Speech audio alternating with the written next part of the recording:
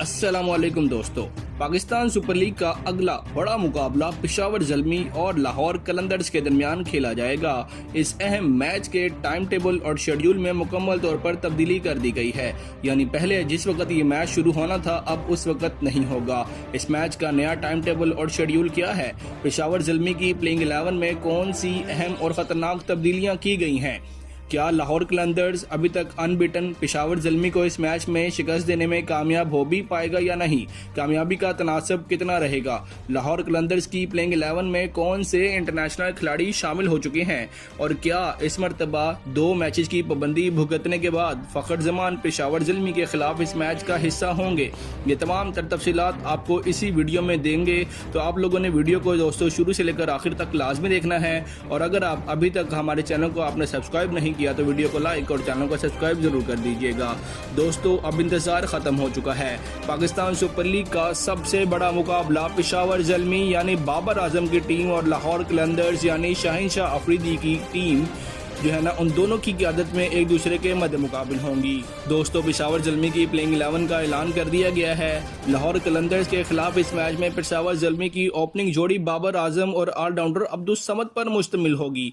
जी हाँ दोस्तों, जिस तरह पिछले मैच में अब्दुस समद ने बड़ी ज़बरदस्त परफॉर्मेंस दी, तो इस वजह से अब जो है ना उन्होंने फाइनल किया है कि बाबर आजम के साथ हम अब्दुस समद को ओपन करवाएंगे, क्योंकि मोहम्मद हारिस दूसरे मैच में भी नाकाम रहे हैं एज ए ओपनर। इसके अलावा स्क्वाड में दोस्तों ऑस्ट्रेलिया के एरन हार्डी, विकेटकीपर बल्लेबाज मोहम्मद हारिस, न्यूजीलैंड के ऑलराउंडर माइकल ब्रैसवेल, पाकिस्तान के fast bowling allrounder Aamir Jamal, spin allrounder Iftikhar Ahmed, Bangladesh के fast bowler Nahid Rana, spinner Sufiyan Muqeem, fast bowler Shahnawaz Dahani और left arm fast bowler Shoriful Islam शामिल होंगे। दूसरी जानिब दोस्तों, लाहौर कलंदर्स की प्लेइंग 11 में फ़खर जमान एक बार फिर वापसी कर चुके हैं। जी हाँ, उनके साथ दोस्तों ओपनिंग करेंगे लाहौर के मोहम्मद नईम।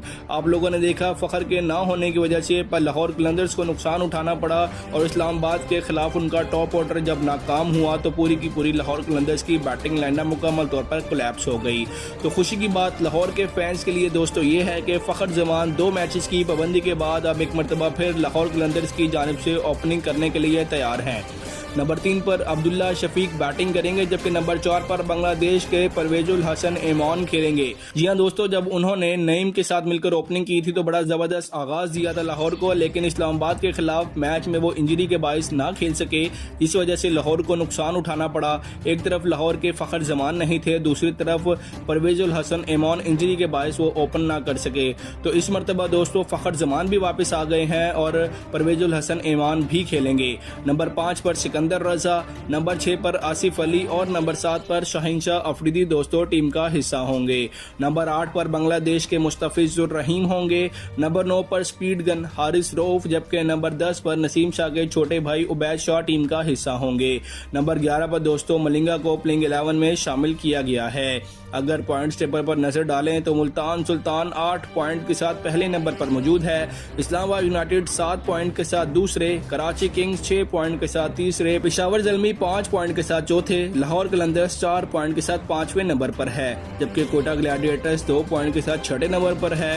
हैदराबाद और रावलपिंडी की टीमें अभी तक जीत की तलाश में हैं, कोई मैच ना जीत सकी और बिलतरतीब 7वें और 8वें नंबर पर मौजूद हैं।